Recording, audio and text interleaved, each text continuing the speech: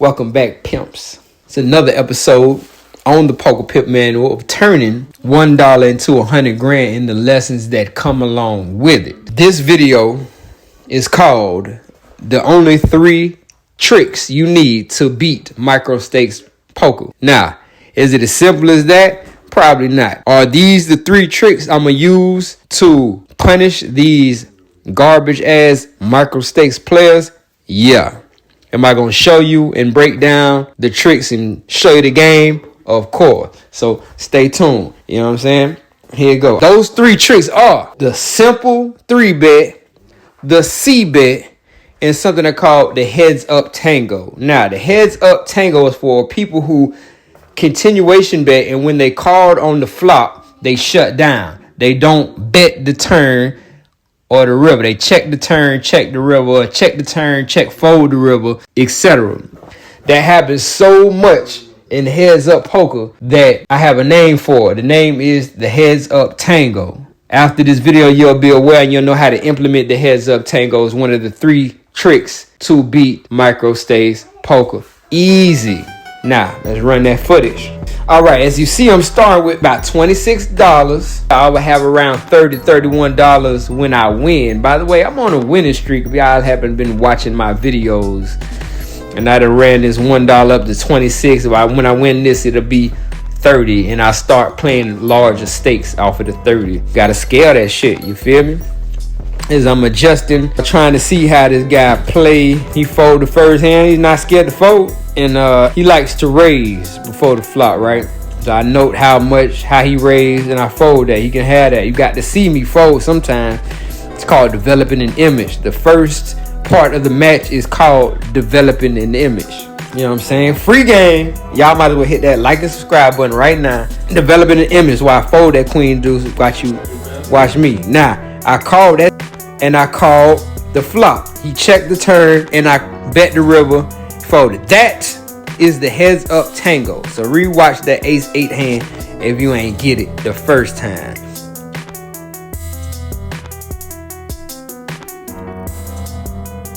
I should just float him and keep doing that. His raising frequency right now is out of line. Out of line. That's where the 3-bet come in to play.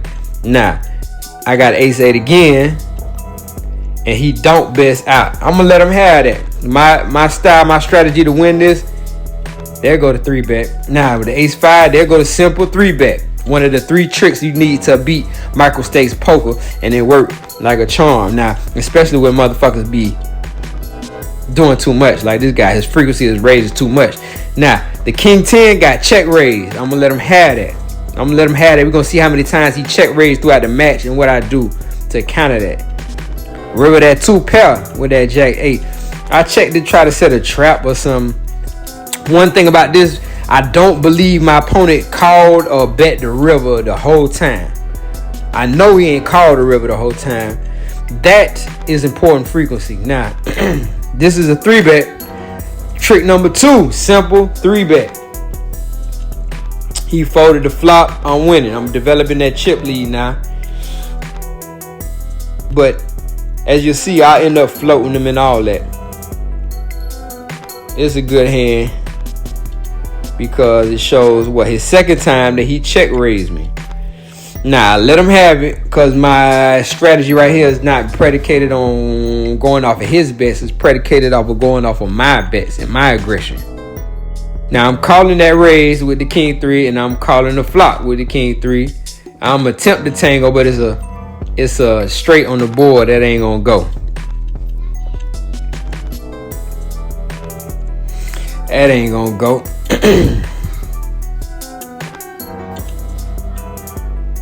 He don't call the turn either.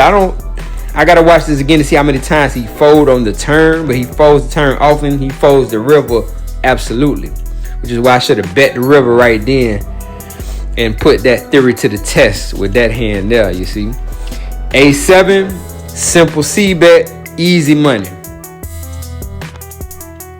And you see this one, the queen 2. I gotta keep an ugly bitch. I gotta keep a bitch with no kicker. I'm calling the flop and I'm betting the river after he checks and shut down. That is the heads up tango. When they C bet, you call. When they shut down, and you bet a later street and they fold, that happens time and time again. I'm telling you, it's easy trick for free money at this level of poker. Free game. Hit that like and subscribe button real quick. Like, man, it ain't gonna cost you nothing. King 4. I called a raise. I should have 3-bet his ass. And I called a flop, which is too large. He ain't got nothing. And I bet the river after he shuts down. Heads up tango once again. Easy money. I got a 2-1 chip lead now as I flop 2 pair. I'm calling that. And what he gonna do? Bet the turn still? I folded that. I don't know why I folded that. He was supposed to call. He's frustrated. That was a tight fold right there. I ain't gonna lie to you. But I got him right where I want him. Like I say, this victory is not predicated on him betting. It's predicated on what he gonna do when I bet. Now, 7-3 is a good hand. I'm 3-betting with 7-3. Sometimes you just gotta get gangster, man. I ain't got no hand. But guess what? He called the flop. And I bet the river because he never called the river. Now, that looks like a goofy bluff. When you check the turn and you bet the river all of a sudden, that, oh, you know, most times it's a goofy bluff. But with this opponent who never calls the river, that's a good bet. And you see it got through. Now, this is my check raise with the King 2. My check raise never gets through off top. But I ain't do nothing but build a better pot. When that ace came, I bet he folded. That chip lead is serious right now. There's plenty of highlights in this one right here. Cause of course I'm raising 9s. He don't want no smoke. Of course I'm raising King 5. Of course I'm a C-bet. He don't want no smoke.